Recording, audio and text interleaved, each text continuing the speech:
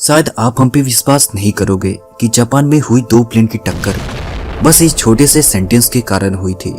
इस हादसे का मेन जर सिर्फ एटीसी ही था, लेकिन दोनों पायलट से भी गलतियां हुई थी और वो गलतियां थी वार्निंग को इग्नोर करना प्लस कंफ्यूजन होना। आखिर कैसे, जानेंगे पूरी कहानी आज के इस वीडियो में। 2 जनवरी 2024 जापान के लोकल टाइम के अनुसार तकरीबन शाम के 4 बजे जापान एयरलाइंस फ्लाइट 516 अपने अगले मंजिल टोक्यो के उड़ान के लिए तैयारी कर रही थी।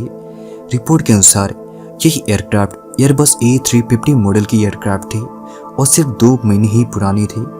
मतलब कि 10 नवंबर 2023 को ही एयरबस मैन्युफैक्चरिंग कंपनी के द्वारा इस फ्लाइट को जापान एयरलाइंस कंपनी को डिलीवर किया गया था। सारे 368 पैसेंजर्स और 12 क्रू मेंबर्स के बोर्डिंग के कंप्लीट होने के बाद तकरीबन 4:27 पर यह विमान अपनी अगले मंजिल हनेडा इंटरनेशनल एयरपोर्ट के लिए रवाना हो जाती है।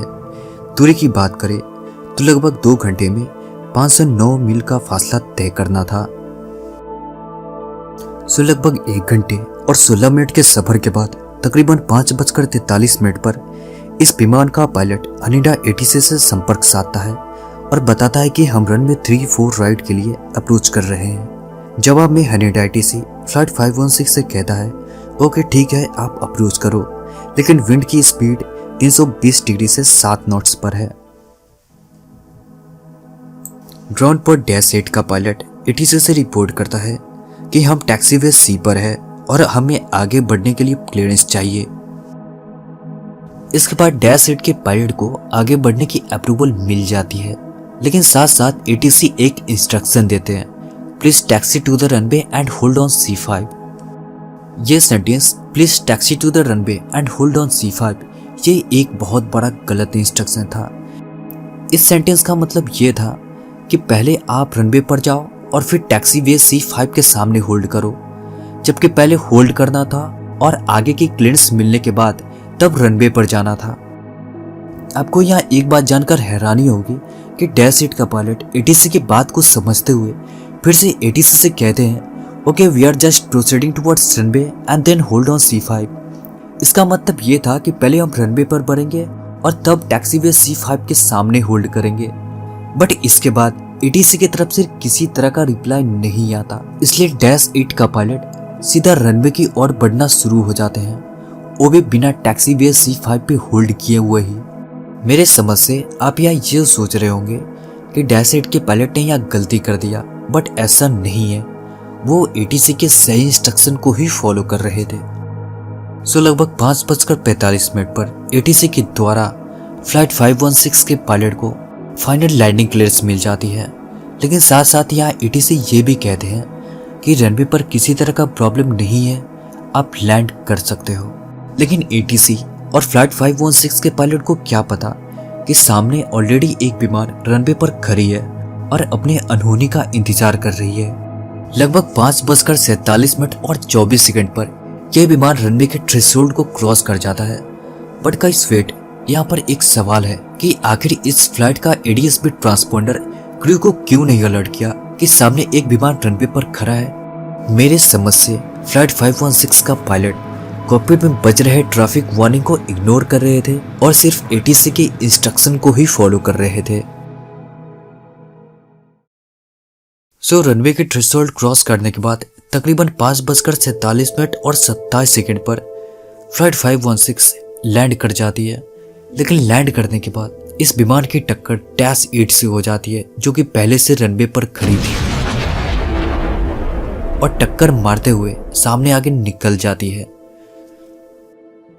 आपको यहाँ एक बात जानकर हैरानी होगी कि फ्लाइट 516 के पायलट को इतना बड़ा कोलिजन होने के बाद भी ये तक पता नहीं था कि उनकी फ्लाइट की टक्कर एक दूसरे विमान से हो चुकी है।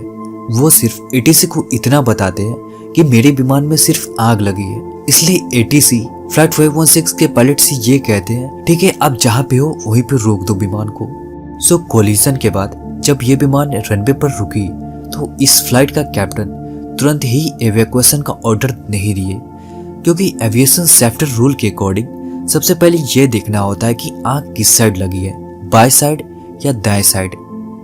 अगर आग बाएं साइड लगी है तो पैसेंजर्स को राइट साइड से इवैक्यूएट करना होता है, अगर वही आग राइट साइड लगी है तब पैसेंजर्स को लेफ्ट साइड से एवैक्यूएट करना होता है। लेकिन यहाँ पर ये भी रूल है कि सिर्फ फ्लाइट अटेंडेंट ही एवैक्यूएशन का साइड डिसाइड कर सकती है, कैप्टन को अलाउड नहीं होता। कैप्टन सिर्फ एवैक्यूएशन का ऑर्डर दे सकते हैं। लेकिन इस विमान में दोनों साइड से आग लगी थी, इसलिए क्रू मेंबर्स के द्वारा यह डिसाइड होता है कि दोनों फ्रंट गेट से ही इवैक्यूएट किया जाए। रूल के मुताबिक 90 सेकंड के अंदर विमान को पूरी तरह से खाली कर देना चाहिए। लेकिन इस विमान के पैसेंजर्स को पूरी तरह से विमान को खाली करने में 18 मिनट लग गए थे, और लगे भी क्यों ना, क्योंकि 8 में से 2 ही दरवाजे यूटिलाइज हो रही थी। लेकिन इस एवैक्यूएशन प्रोसेस के दौरान 368 में से 17 पैसेंजर्स इंजर्ड हो गए थे, और जो लास्ट पर्सन इस विमान से इवैक्यूएट किए थे वो थे कैप्टन एंड फर्स्ट ऑफिसर। वो तकरीबन 6:05 पर इस विमान से डिबोर्ड हुए थे। कुछ रिपोर्ट के अनुसार taxi side bar light C1 से लेकर C14 तक वर्क नहीं कर रही थी, जिसके बाद -8 के पायलट को यह पता नहीं चला कि कौन सा टैक्सी वे है और कौन सा रनवे है, इसलिए ये हादसा हुआ।